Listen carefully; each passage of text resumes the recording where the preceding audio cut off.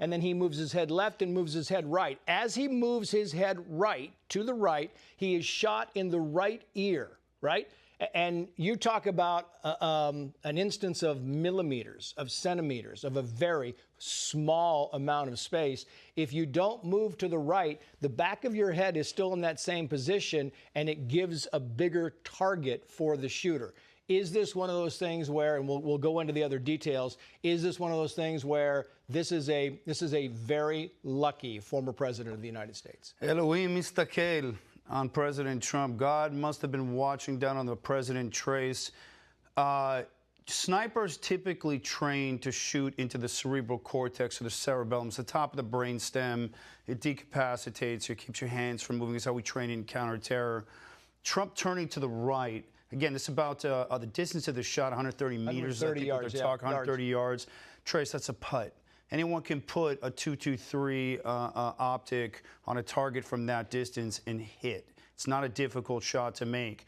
The fact that the president was off to the right, if his head had been straight and that round, and I'm going to quote one of my law enforcement associates here, I'm not going to name names, but an 18-year sniper competitive shooter made it very clear to me that had the president's head been straight and that round had gone into the ear, it would have been lights out. The fact that he just happened to be turned this way with that shot coming in is what saved his life. Now, obviously, there's some other failures here. I don't want to start beating down on the Secret Service. Nor should we, because we don't know enough. We don't know enough. The investigation is still being conducted. You know, the body is still warm, and let them do their business. But I will tell you this. The FBI works on what's called a multi-ring security package for the personal protection of the president. They call it the bubble. And what that means is it would take a multi-failure event in order for an attacker to be successful.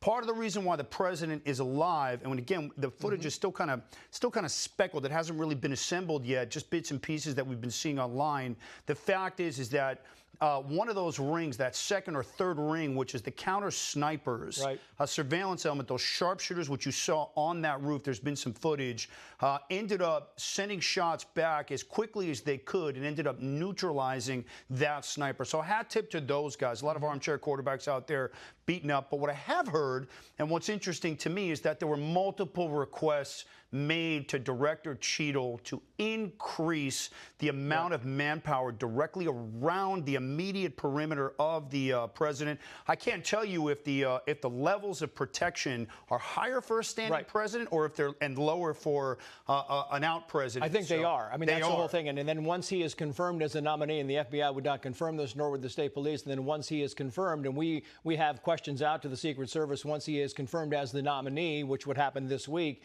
apparently there is a more robust presence going forward. So that is there. I'm curious, though, as you look at this and you look at the investigation here, they say there were no suspicious instances. There were no red flags. We talked about that going into this. So nobody was forewarned, and yet the reporting is they were warned that there was somebody climbing up the outside of a building they call AGR. It's a glass and plastics manufacturer, and they manufacture drinking containers for the most part. We don't know any connection that the shooter might or might not have with that, but we know that this building was outside of the perimeter, the security perimeter. But the building was 130 yards away, and as Aaron articulated there, that is not a far distance when you're talking about a high-powered weapon, and the president was there. It's interesting why anybody would be allowed on a tall building.